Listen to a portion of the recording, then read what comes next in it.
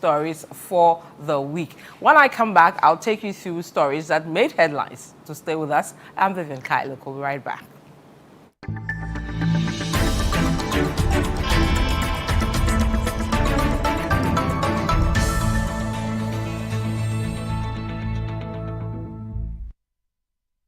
So welcome back to What the Papers Are Saying. Thank you so much for making time to join us. So let's go through the stories that made headlines. We'll start with the EC's announcement on the rerun of elections of some 19 polling stations in the Ablekuma North constituency. What are the angles around those stories? Let me take you to the Daily Guide. They say Ablekuma North EC to rerun polls in 19 stations. Daily Graphic says EC to rerun 19 Ablekuma North Parliament polling station elections.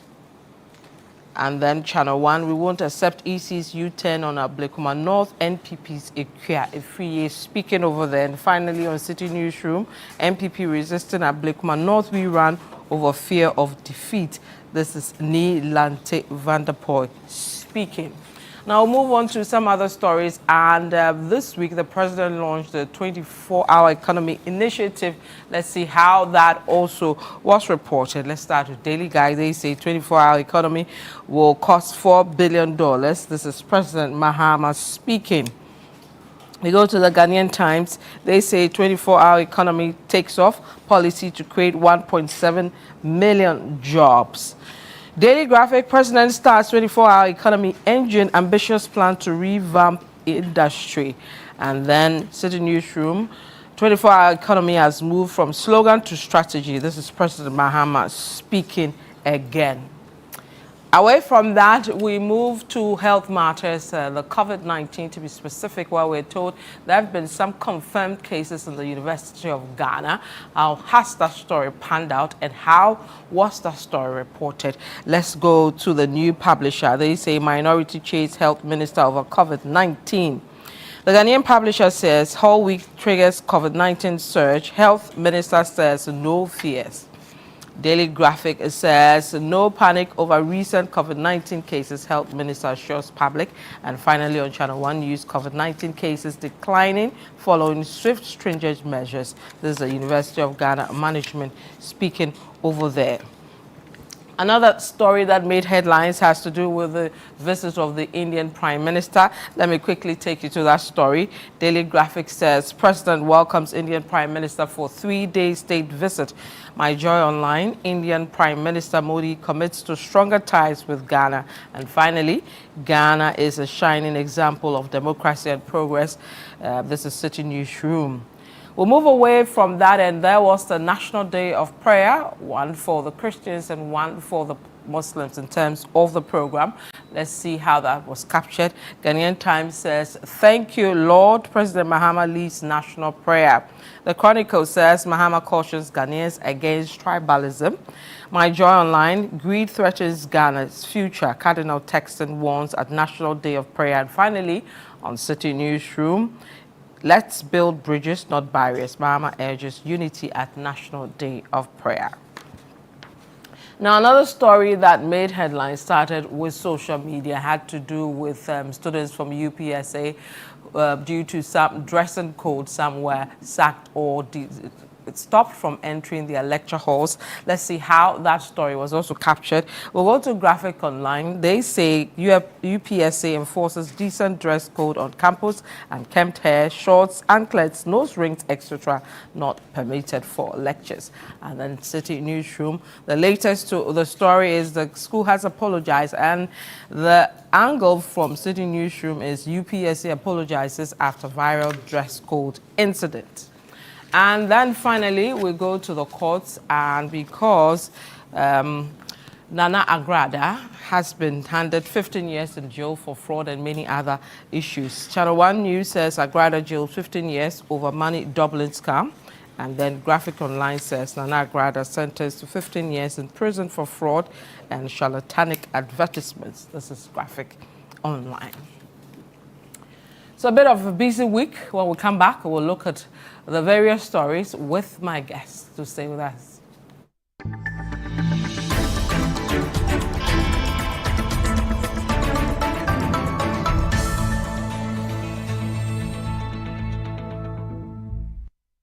In a world filled with challenges, we all need guidance, hope, and a lifeline to anchor us. This is Lifeline, and I'm your host, Fred Crunchy Mensa. From social issues, relationship challenges, and family matters, Lifeline is here to inspire, uplift, and guide you on your journey. Where we give you support, where we hold your hand through the valley and through the thick and thins of life. Join Bishop Fred Crunchy Mensa. I welcome you especially to Lifeline. Every Tuesday and Thursday at 10 p.m. right here on Channel 1 TV. Let's walk this path together, strengthen our faith, our families, and our lives. Lifeline, because every soul deserves a guiding light. Tune in to Lifeline on Channel 1 TV and let's grow together.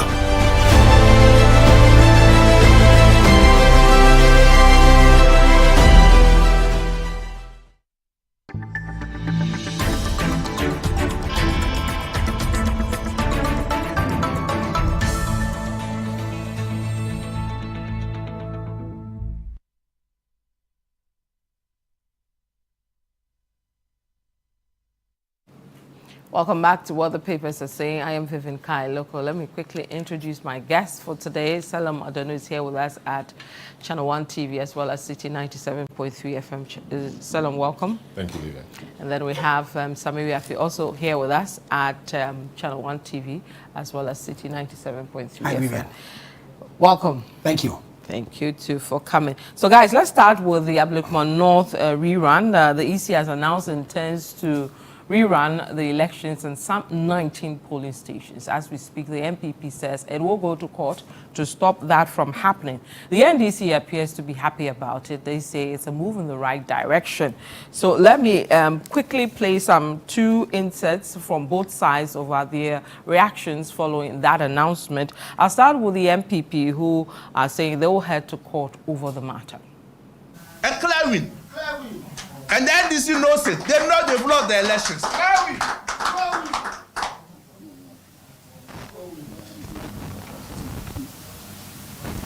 We are a nation of rule of law. We owe it to our dear country, Ghana, and prosperity to rise above our parochial or partisan considerations in order to defend our democratic gains.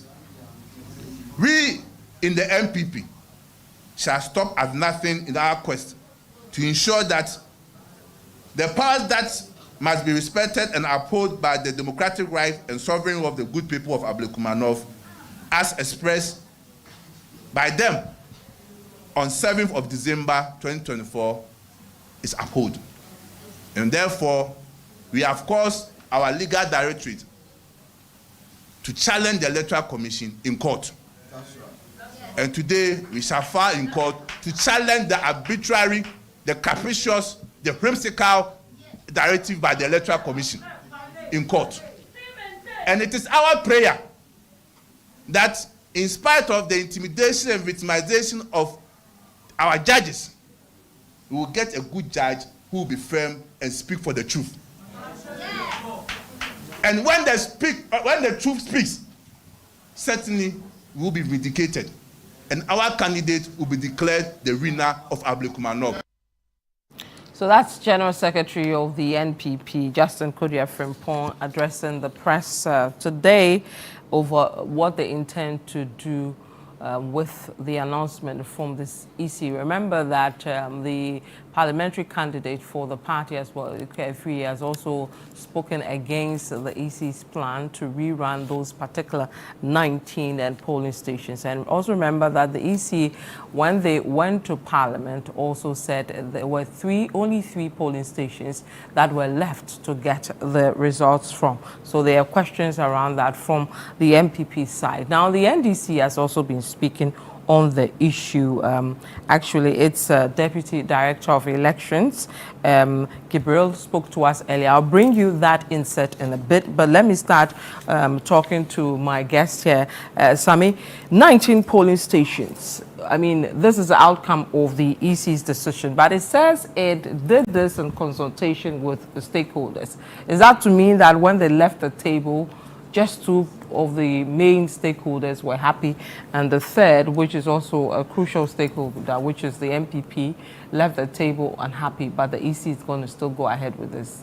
It's very interesting hearing the stories from both sides. Yeah. NDC agrees that we should go ahead and go and do the election.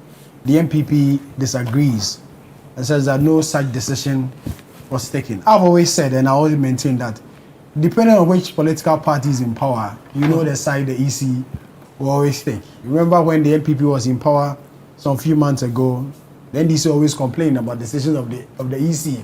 Now the tables have turned, and the complaint is coming from a different side. So we should expect this anytime there's a change in government, and you should expect these political parties, I mean the MPP and the NDC, having different views and opinions about the Electoral Commission in matters like this.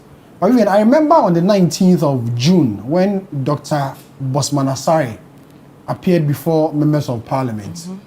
This issue was one of the main issues that was discussed on the floor of the House. MPs fired a number of questions, and then he also came with a response. And what he told everybody was that the parties or the polling station or the constituency had only 3 outstanding polling stations where, in his own words, there won't be an immediate rerun. So for him, if all the avenues are exhausted, the last option will be a rerun. Just few weeks after, the EC announces that instead of the 3 is now 19. And then you ask, what has changed? Yeah. What has really changed? We are not in that meeting. But then one side of the group which was in the meeting, which is the MPP, have raised issues that there was even a decision on this particular number of police stations, because the MPP said they presented documents, they know where they have reached as far as this whole exercise is concerned. So it's only 3. And even out of the 19 that the Electoral Commission announced, 1 police station, which is the Glory Land Hotel, or Lokko one, is out of it. Meanwhile, it was one of the outstanding. And so there's a bit of confusion as to who is telling us the truth now. Is it the Electoral Commission or the MPP as a political party, which has a major, stake in this whole matter? That is where the worry is. The MPP believes that they've been able to collate all the results of all these police stations that the Electoral Commission announced with pink sheets. They say they are scanned pink sheets because the presiding officers in these police stations claim that they didn't have copies of the original speeches. But then from the MPP side, the CI allows for scanned pink sheets to be used in the collation of these results. So it has really come to the MPP and almost all Ghanaians as a big surprise, because when Dr. Bosman went to Parliament, he said 3. So we're from the 19, and Ablekuma North has about 240 polling stations. I've said that in order to bring peace, run the elections in the entire constituency. Do it all over again. Do it all over again. Do it all over, because Vivian, if you do the 19 polling stations, the day of declaration, it will be butu-butu. It will be worse than we've seen previously. It will be worse. But wouldn't it be the same for a total rerun as well? A total rerun will make it a bit broader. And in that way, you have a bit of control. But in just 19, to select a member of Parliament, that one will be more chaotic compared to a bigger one, the entire constituency running the entire election again. And I feel I'm one of those people who push for the entire constituency to have another election to elect an MP. But if you listen to the MPP as well as Free, who we spoke to yesterday, she says everybody knows that usually the party in power for a rerun is likely to pull all strings to ensure that they win. And going with that they're out then. The more reason why the MPP is rejecting a rerun, because they know that the government machinery, incumbency will play to their advantage and they will. So to be on the safer side, advocate for a broader one. A broader one, that seat has been a stronghold of the MPP all these years. So if the push is for the EC to organize an entire election in that constituency, it may play to the advantage of the MPP. It may play to their advantage than just allowing for only 19 polling stations to have this election in there. So for me, I'm one of those people who feel that there should be an entire election in that constituency. And the EC must also give us some bit of explanation that initially, just 19th of June, Dr. Bosman said 3. Now, yesterday, 3rd July or 2nd July, we are told that it's 19. Where from the jump?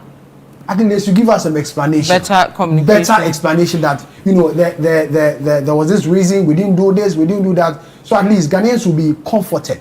And I agree the constituents to also understand. Yes, I agree that, okay, fine. That's what's going to happen. So the EC must you know, set the record straight. Okay. Let us know really what's happening. Right. Let's bring in Selam. Selam, whether you agree with this 19 or a total run of the election or just the 3. Well, I mean, interesting turn of events. It will be interesting to understand why the EC chose 19 instead of 3 or instead of 36. My understanding is some, of course, which is the understanding a lot of people have, which is during the process there was chaos, and so the EC could not, or EC's pink sheets got destroyed. Those of the other parties also got destroyed. So the MPP had to fall on its canned pink sheets, etc., etc. Similar things happened in other places. What they did was to bring the presiding officers to confirm the results on the pink sheets, that the scanned pink sheets that the MPP brought. And for those areas that they were able to confirm, they went ahead to declare those results in those areas. And so the coalition, they declared, they got the collated results or the declared results for the coalition. So there was really no problem. The thing with the Ablekuma North constituency is the outstanding polling stations would have effect on the total if the already collated ballots or polling stations was such that the few ones with issues would not have any material effect. We wouldn't have had a problem.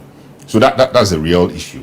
The problem I'm foreseeing, or the problem I think that arose, was that the EC's presiding officers, the House, were unable to confirm the results on the scan sheets. Because the point that the NDC person, I think eyewitness spoke to some time back, was that in this day and age of AI, you cannot trust scanned documents, because there's a reason why the EC must have its documents, the NDC must have its, and then the MPP must have its. If the EC had its own, and the NDC didn't have, an MPP presented a scanned sheet or a scanned document, and that tallied with or was consistent with the EC one, no problem. But here's the case: nobody else has it. It's just the MPP that has it, but it's not the original copy or the duplicate copy. It is a scanned document, okay? And the EC has been unable to independently verify or authenticate those results. I mean, there's only one outcome in this. Once the presiding officers were unable to confirm that these were the results they declared, then you cannot be seen to be admitting one person's document over the other, especially as that was not a document handed to them physically at the place. So, yes, a rerun, I think, a rerun is fine. Talking about, I mean, addressing some concern about why the election would not be rerun in the whole constituency, I don't think there's any legal basis for that, because the other places had no issues. Their results were counted, declared, and rightfully collated. So why will you want to go through the process of doing it again? I think there will be no basis for that. There is basis for the rerun. I'm not sure whether it should be 3 or 19, but there should be rerun because the EC is unable to authenticate or verify the results as provided by the parties. So if the two of them are not agreeing, and the EC, which is supposed to be the umpire, doesn't have anything to independently verify which is right, then the only option available is to rerun. Okay. Of course, we saw similar things in areas like Okankwe Central and Ebi Bryce constituency, etc. The presiding officers were brought to authenticate or verify the results the political parties were claiming to have. In most of those cases, the results were different, but the presiding officers came and authenticated or verified one. And so the EC, on the strength of the verification or authentication of their presiding officers went ahead and then declared. So if in this case the presiding officers say they cannot remember, or they don't think, or they don't remember that these were the results they declared, what do? If you declare the election results minus those, and you look at the total number of votes in those polling stations, it will have a material effect on the result. So what do? You have to rerun it. Okay. So I think that is the only solution to it. But they should be sure, or we should ensure that the Election Security Task Force is up to the task and they do their work well. It is a very small place, few constituencies, polling stations.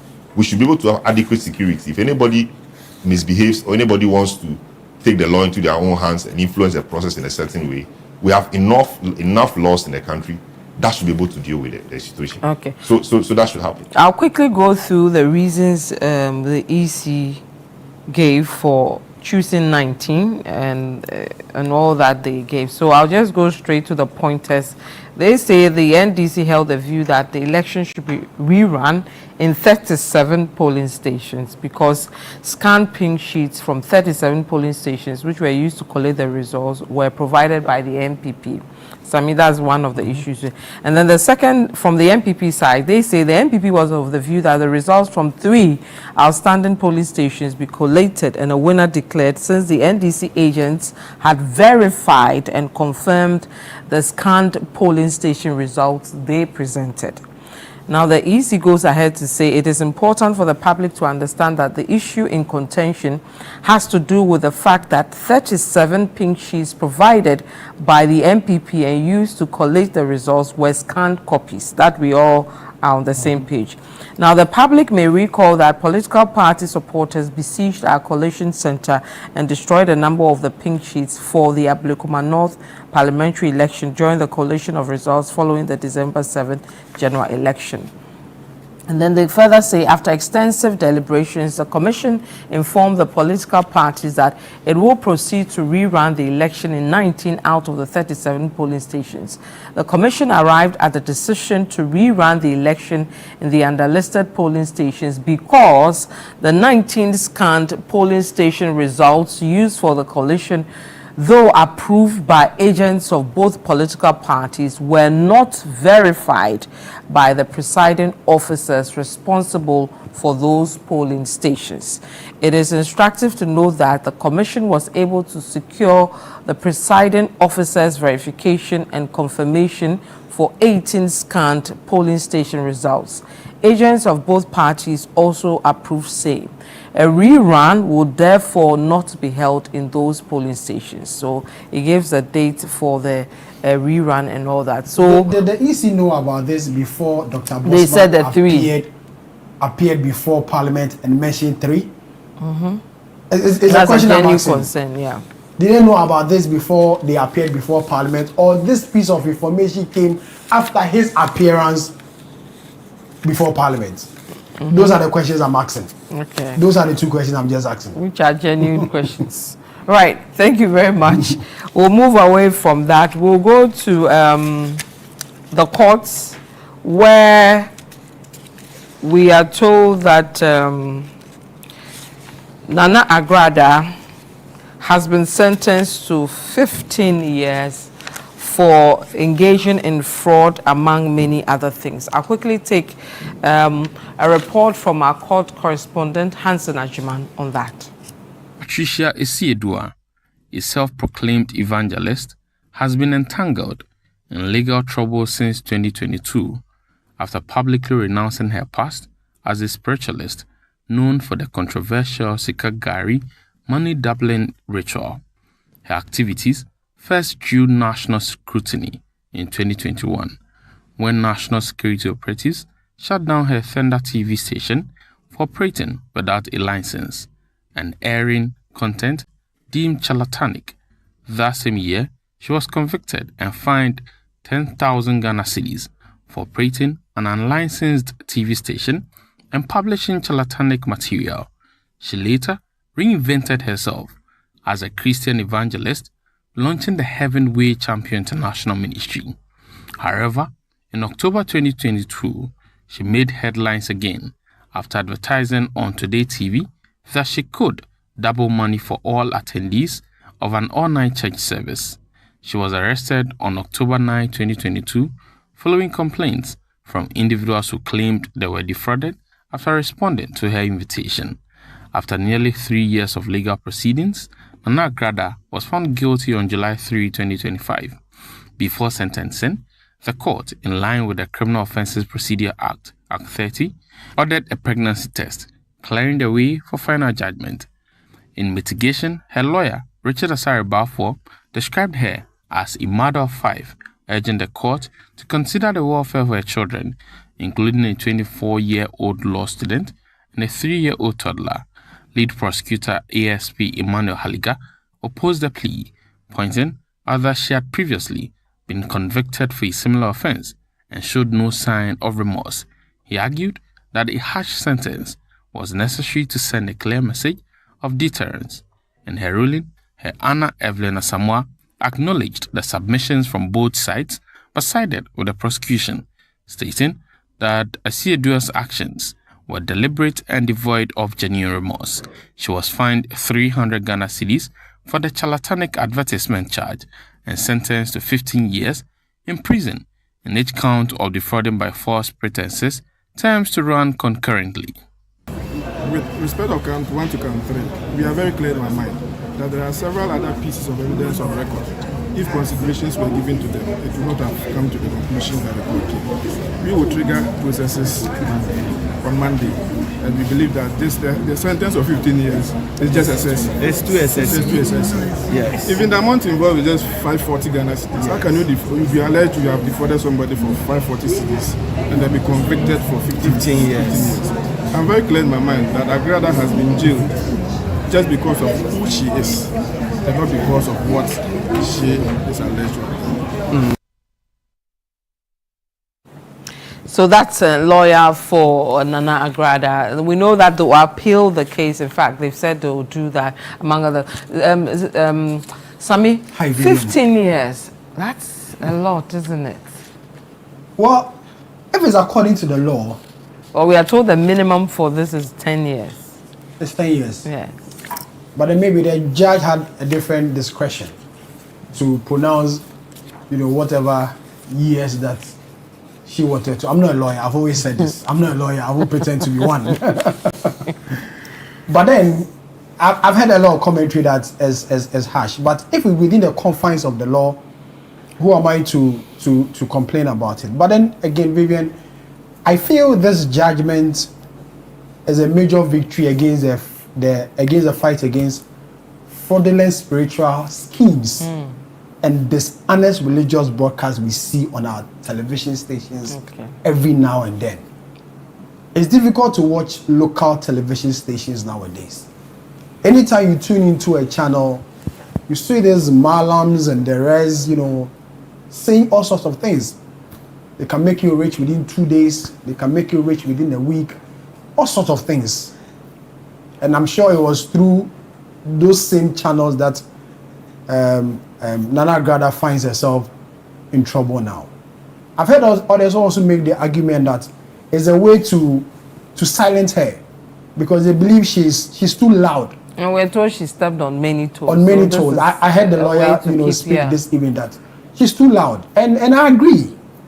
You open social media and you see her in videos saying all sorts of things. Some you can't even repeat on national television. All sorts of things. And the exposure to social media is not for just us. There are kids who, by chance of opportunity to have tablets and phones, are able to go on social media and see all these things. And yet we want to raise up a generation that we believe will do the things that we fail to do, and they will make things better. And we have all sorts of things on social media, including Agradaa saying unprintable words on social media, always having a fight with somebody, saying all sorts of things. It's a bit disgusting to watch her videos or even listen to her. And even in her churches, you see social media videos of her making some pronouncements in the church, the place that is supposed to be God's house. I'm not trying to be judgmental here, but then I'm saying as it is, and you hear make such comments, you know, in the house of God, then you ask yourself, is really this is a church? So for me, I'm indifferent about the sentencing. The law is at work. It will bring some decency to show. You sure this will be a deterrent to all those others? It will be. You know, because remember, she's been fined before, yes, 10,000 over this, but she's still, you know, she can pay. So you believe that she's able to be giving dollars on videos and goes viral. How much is 10,000 that she cannot pay? She's able to pay, but then this will serve as a deterrent, as you mentioned, to others who are engaged in such activity. It won't be immediate. It won't be immediate. But it's a gradual process. If one person sees that, oh, Agradaa has been arrested, then I need to vary the way I act in these instances. I'm sure it will help. And the law is at work. Let the law work. Okay, let's invite our lawyer here. Salom, some say that the 15 years is a bit on the high side. And maybe an appeal will see a bit of a reduction, considering, you know, she has a 3-year-old, you know, and all that, a mother. Maybe we should be a bit lenient. Well, you know, when you're in court and a conviction is made, before the sentence is passed, there's what we call mitigation. So the lawyers will say a few things that it's a first-time offender, as a mother of many children, yeah, so and so, all in an attempt to mitigate the harshness of the sentence that may be pronounced by the court. So a lot of these things are said. The judge takes into consideration all of these and in the end pronounces the sentence. But, you know, yeah, this is great. I'll come to that. But the broader issue for me is the gullibility of a section of the Ghanaian public, right? So this is somebody who was a fetish priestess. I doubt if indeed she was a genuine fetish priestess. So you can be a fetish priest or priestess. That's one. Whether you are genuinely a fetish priest or priestess is another matter. Somebody who claims to be a fetish priestess, I have no idea whether she was genuinely so or not. And then she gets involved in this charlatanic advertisements, etc. The law catches up with her. She's taken to court, she's convicted, and she's fined. She pays a fine, goes through a few things, and all of a sudden comes back to say she's now repented. She's now a born-again Christian. Is that impossible? She's now born again. No, it's not. She's now a born-again Christian. Yeah. But you see, by their fruits, you know them. Okay. People lie, and people say all sorts of things to deceive the public. Yeah. She's very charismatic. She's a business-minded person. She knows what sells. Okay, so she all of a sudden changes and says she's now a Christian. In a twinkle of an eye, she becomes a priest or a pastor, an evangelist. But if you are converted, you need time to study. Okay, to Bible school. You need, you know, I mean, you need time to study. The calling was very strong. You need time to study to understand a few things before you can even start a church. All right. In a twinkling of an eye, she starts a church. Begins to call herself an evangelist. I doubt even she knows who an evangelist is. She starts a church. And the same thing she was doing in her capacity as a fetish priestess, she was now doing under the cloak of a so-called evangelist. She hadn't changed. The format only changed, but the substance and the appearance. The substance and the appearance, you know, the substance was the same, but the format and the appearance only changed. And Ghanaians were trooping to her church. All of a sudden, put up a church or got a structure, Ghanaians were trooping there. That is my worry. Because it is so clear on the face of it that this woman was a charlatan. I am not saying it. The court is saying that she's a charlatan. So now it's not alleged.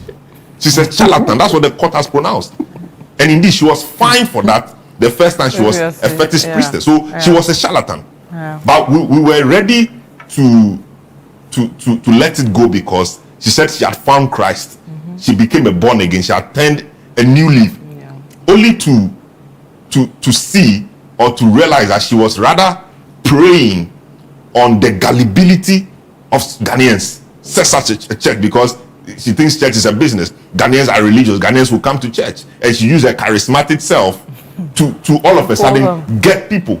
And she was using money to lure them. I saw videos where she would be giving women 50 cedis, 20 cedis, and they will come to church. And women or people were going to church. And she will give it to you and find a way of getting it back from you. You know, all of those things. And this is supposed to be a Christian or an evangelist. Totally at variance with what the scripture teaches about what the conduct of those people will be. So she is not self-styled. The court again has said that she did so under false pretenses. So she's a charlatan. She's not an evangelist. The court says she was doing so under false pretenses. I'm not the one saying it too. So now it's not alleged. She's fake. She's a false prophet. She did so under false pretenses. You understand? I'm not saying it too. The court is saying it. So the court charged her or convicted her for charlatanic advertisement, and she was lucky in charlatan in the law. They only fine you. It doesn't attract jail time. So she was fine. So that's the 300 cedis. Yes, she was fine. Okay. But for false pretenses, the minimum is 10 years, maximum is 25 years. Okay. She was even lucky altogether that 25. The court put it in the middle and gave her 15. The lawyer was saying that there is a personality. Yeah, that's true. Yeah. A lot of things come to play. Yeah, the law is there, but the judges are human beings. The body of evidence against you, the body of evidence against you, etc. I was talking about mitigation. Yeah. When you are mitigating a conviction, so my lady or my lord is a first-time offender. She was not a first-time offender. The same charges that were brought to her and proved and conviction secured, she had been charged with similar things before and convicted. So she was actually an ex-convict in court because she had been convicted for charlatanic advertisement before when she was a fetish priestess. Yeah. So the same charges brought against you, the state was able to prove those charges and you were convicted. So the court will punish you, more harshly than it would a first-time offender. So the court was very charitable, even very charitable. And you see, people think that when you go on appeal, you will have your sentence reduced. No. What does it look like? There are times you go on appeal, they increase your sentence. Yes. Appeal is by way of rehearing. So you can go on appeal and they will increase your sentence. So you think 15 years is not enough. You can go on appeal, they will say no, the judge even erred, or the judge was unnecessarily lenient by giving you 15 years. We think that because of the body of evidence brought against you, you actually should be in the cooler for 25 years. It's happened a few times. It's happened. Very prominent judges and lawyers, when they were lawyers, took cases to court and it was increased. So nobody should think that appeal so it will reduce. No, it's a two-way. It could be a three-way affair. It may reduce, it may stay the same, or it may be increased. So for me, it's a victory for sane society. Okay. I mean, the Bible talks about how a person who wants to be a bishop or who wants to do the work of God must carry himself or herself. There is nothing around this woman that shows Christ-like. At all. That is Christ-like. At all. At all. So it is good that such people are caged from the society so that society can breathe. Okay. The pressure she brings to bear on people who think that she's genuine and so want to behave like her, want to do things to become like her, at least society could be spared. A few years ago, we saw two boys. They killed somebody. Yeah. That was around the lives of people like Agradaa. That people, children behave this way. Yeah. How on earth will you tell me that you will double my money? And Sika Gary, because Gary too, or Gary can too. So Sika will too. So Sika Gary. It doesn't happen that way. Cover it for 5 minutes. It is charlatanic. It's charlatans who behave that way. And she's one. I'm not saying it too. That's what the court has said. So it's not alleged. It is a fact that she's a charlatan and she's deceived people by false pretenses. She's fake. So she should keep quiet and stay there. She has a right to appeal. And the lawyers will do what they have to do. But she should stay there. All right, I have to take a break. This is what the papers are saying. I'm Vivian Lokko. I'm here with Seloma Donu as well as Sami Weafe. We'll be right back. We'll look at some other stories that made headlines. Stay with us.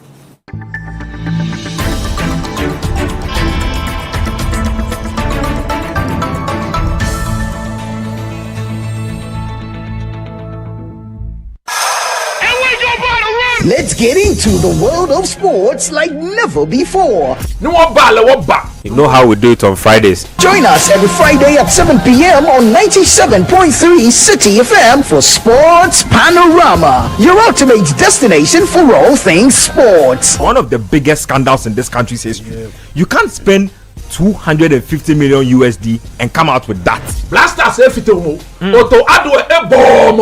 From the thrill of association football to the excitement of basketball, tennis, athletics, and even emerging sports, we cover it all. Whether it's the Premier League or the latest NBA showdown, we bring you the stories behind the stars. Getting an opportunity to become a national team coach, you should understand the politics around football. And don't miss the prayer of the rabbi. Joe was Zebaut. How Zebaut there? Zebaut won Chaboke one local. And remember, we like to hear your predictions for matches and your thoughts in general. Think you know who's going to win? Let us know. Big shout outs to my YouTube people. Tune in every Friday at 7 p.m. only on 97.3 City FM. Sports Panorama, where sports come alive. Matwale makela ke no ya ne meneke fe won hwa ko club fe ke DJ ni wo hia ka wo hye ye Yesu gba mi amen. Sports Panorama, your weekly sports fix. Don't miss out on the action. Sports Panorama, catch the excitement every Friday.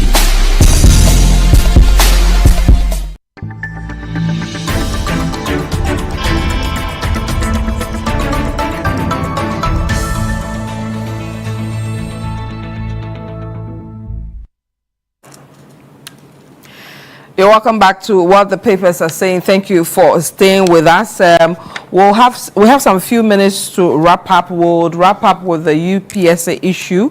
But before we do that, I'll take a minute or two from you guys on some of the few things that happened this week. Just a minute each on all the issues, and we'll wrap up with UPSA. So first, the 24-hour economy has been launched. I'll take your comment on that. And then we had the historic visit of the Indian Prime Minister, and of course, the National Day of Prayer. So three things, then we wrap up with UPSA. 24-hour economy, a major campaign promise of the Mahama administration when he was running to be president of the republic. We were told it's going to be a shift system, but at the launch of the event yesterday, we were told that it's not going to be a shift system rather, but it's going to be a new, a private sector driven, policy. But then again, the questions we want to ask, if it's going to be a private sector driven, what incentives have been put in place for the private sector, to drive it?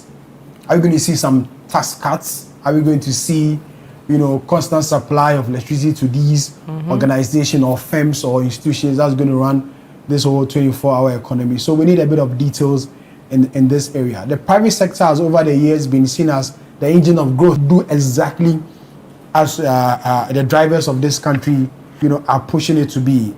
And if the private sector will be given the support, it's always important that they are given the support.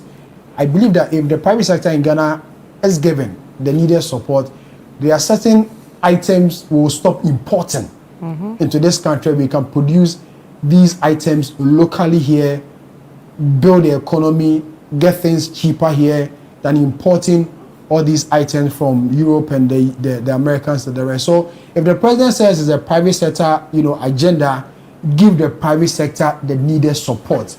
If it's funds, our government has located some $4 billion, dollars for this program. How is the disbursement going to be like? They say it will cost them $4 billion. It will cost them $4 billion. But then I'm sure they factored in the support for the private sector. Give them the money, support them, let them produce, and you have your 24-hour economy policy a successful one. Okay. So 24-hour economy, a minute. Well, I think I think the Guzitano team is really done a great job by putting the various pieces together. Yes, it was a campaign promise. Is it 133, etc.? That was how it was sold. And the 133 will come, I think, after it's all been said and done and the program is running. So when you look at the things said at the launch, etc., how, for example, Ghana will no more be depending on rain for agriculture, but the Volta Lake will be a major corridor that will be used to irrigate, thousands of hectares of land. That is great. So once you're able to deal with that, you deal with agro-processing. So when you farm, you are no more going to be exporting the raw materials. Value addition. There'll be value addition. And in the process of value addition, jobs will be created. Yeah. And so if there is market for it, even internally and externally, and there is a produce and factories are working, it is just a matter of time that jobs will come, because value addition requires people to work. Yeah. And if there's market, people must work a lot of time, long time, to feed the market. So that's where I think the jobs will come. Government must create an enabling environment. And so it is the whole, for me, policy of the John Mahama administration. Everything, the 24-hour economy will be the John Mahama administration. So, for example, create an enabling environment. Mm-hmm. We saw inflation drop to 13. Bank of Ghana boss says he's hoping that interest rates will drop to under 10. If interest rates drop to under 10, that is good for SMEs, that is good for businesses. They're able to access credit facilities to expand. When they expand, they create jobs. This agro-processing thing we're talking about, farming, etc. Yeah. If we do so, we will be feeding ourselves. So, for example, rice imports is around the region of 700 million Ghana cedis. Mm-hmm. Imagine that we're able to even have that. That is about $300 or $350 million, hived off. The pressure on the cedi will reduce. Poultry, about $350 million, imports a year. We're able to have that with the Nkukon Kitinkiti project, etc. Yeah. So it's going to be, my understanding of it is going to be an integrated, economic, system that will speak to everything. So if all the moving parts are able to work together, the country will be a good place to be. But of course, it's on paper now. The rubber must now meet the road, and we will see how it will be. But indeed, I was impressed with Guzitano's work, and we only hope that the agencies and the various ministries which have passed to play, critically, agric, trade, etc., will work well to ensure that we begin to see good results. Okay. COVID-19 back, University of Ghana. This is 30 seconds. I said 1 minute, you put it to 3 minutes. The university just wants to stop the usual whole week celebrations. But you know that's unfair to say. It's a fact. Because the last one drew a large number of people. The crowd was big. But if they say there's COVID-19 on campus... But they've confirmed... they've confirmed, but we are told it's not a severe one. We are told it's the Omicron, which is not the serious one. But it starts from somewhere. And so why would you want to ban gathering? Why didn't they ban gathering? Lecture? Because the lecture was always crowded. Mm-hmm. And so whole week celebration is the only super spread. Students go to lecture halls. Well, that's more. The numbers are more. In the lecture hall, they are more. Yeah, but you can't compare. I wasn't in Lagos, but the numbers are, but you can't compare the concert numbers. So far, it's confined within a small space, confined within an environment.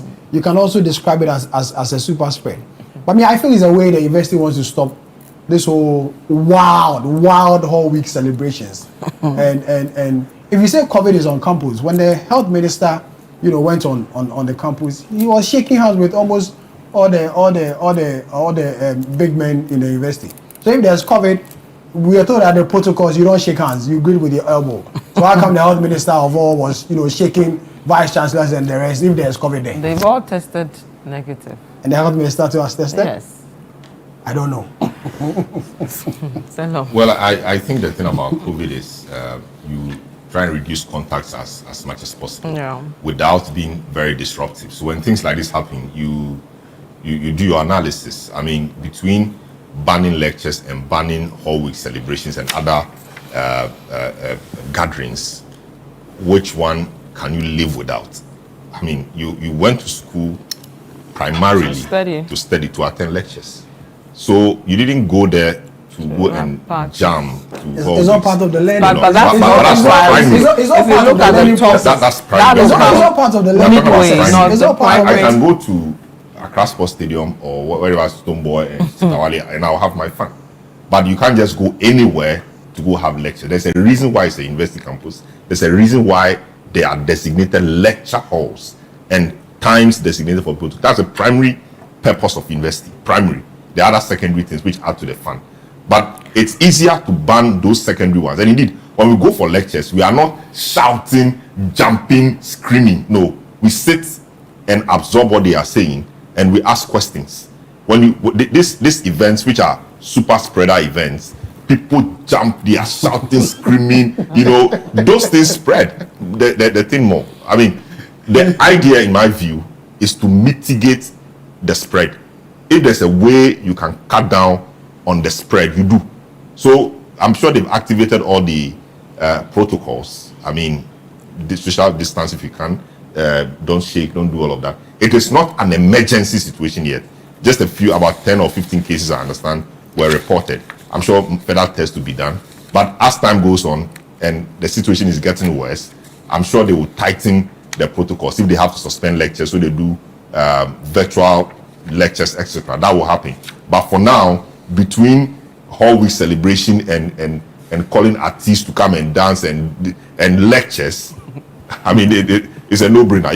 You can't even compare the two. It's a university campus. So yes, that's what it is. Sammy is playing the devil's advocate. Yes. Don't mind him. We'll wrap up with UPSA, still with the students community. UPSA, this is Graphic Online. UPSA enforces decent dress code on campus and Kempte shorts, anklets, nose rings, etc. not permitted for lectures.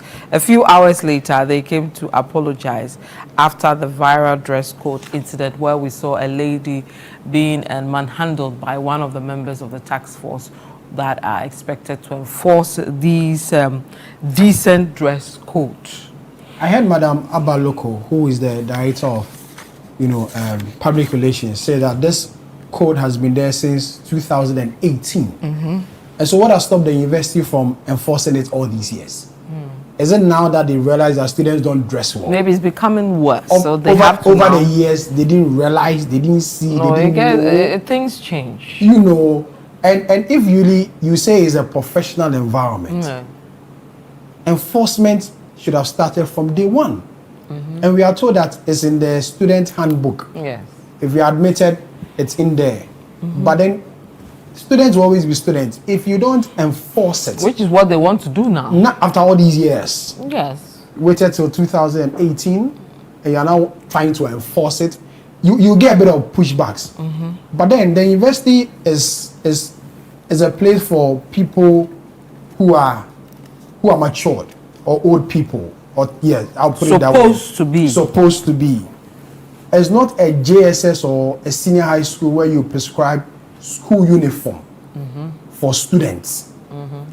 And so if you want to give a dress code for students there'll always be a pushback, because some of these students are new to this, because they feel they are coming to a tertiary institution or university, so they can express themselves in terms of their appearance. They are preparing themselves to go into professional spaces. And professional spaces, these are some of the things you go and meet. I agree. It's not an open world, whether we like it or not. I agree. If not, what you'll be wearing to sit here, so I don't think. I agree. But even if other institutions of higher learning may also want to implement a dress code for their students, then I'm not sure we can handle it in this country. Actually, I think everybody has a dress code.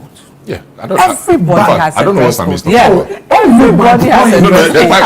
Everybody has a dress code. I've been allocated attention. Everybody in society has a dress code. Whether we know, I can. I'm the host. I can follow up with what you say. Give my time to easy. Give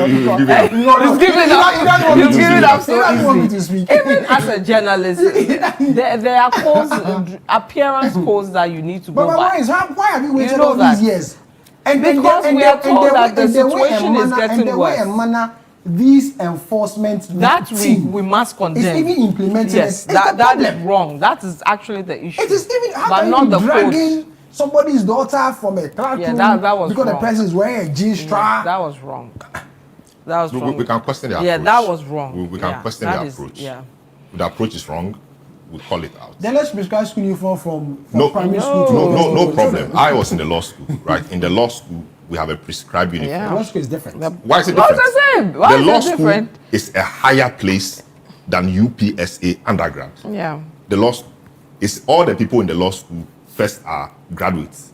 So the law school is a higher place than even UPSA undergrad. But we have prescribed uniform. You wear white and you wear dark trousers or jacket with tie. You cannot come to class without a tie, no matter how, because you'll be entering into a profession that is highly regulated. If you're a lawyer, you cannot go to court with fugu. Why? You're a lawyer, you're an adult, you are a free person. You cannot go to court with a fugu. A judge, you cannot go to court with Agradaa. It's coincidence you're a judge. Every society is regulated. SDA, was it Valley View, SDA. When you go there, there's a big billboard. The dress codes are there. You saw it, you liked it, you entered. And if the laws or the rules are catching up with you, you don't shout. There is the handbook since 2018. Before you enter the school, before you go through matriculation, etc., you were supposed to have gone through. If you don't like it, you withdraw. The fact that they are now implementing it is neither here nor there. There are 1,001 laws on our books. In fact, you don't have to drive without seatbelt. The law is there. But the police will choose when to implement it or to enforce it. So once it is there, make sure you are not caught. You see, we overrate this whole thing about universities and mature environment. It is true. But what kind of people these days go to university? Very young people who have not even had any iota of independence before. So when they go there, if you don't take it, they will misbehave. And these are the people who will be leading us tomorrow. Future. We don't have to think like the days where A-level people went to university. They were old, they knew what they were about, extra. No, it has changed. So we have to be able to introduce things that will ensure greater discipline. You understand? You don't go to school and say, because it's a free environment, then go naked. Or just where it is university for professional studies. Professional studies. So they are training you to be a professional. Why won't you come to work with anything? If you came to work with slippers, HR will have a word with you. So we may question the approach. In fact, the lecturer could walk the student out of the class. That's an approach. We may question the approach. Once it does not, infringe on the human rights of the person, we are fine. But we can't live in the laissez-faire, ultra-liberal society. In the name of we are higher naturally learning. Conservative people. We believe in tradition, and there are codes we go with, and we must enforce them. All right, my time is up. You can't respond. can't You answer. can continue I after can't this. respond. No, you can continue have no after. response. I have a lot to say. Thank you so much, Solomon Dodo and Samiri Afi. And thank you to you out there for also staying and watching us for today's edition. I'm Vivian Lokko. We'll see you again next time. Goodbye.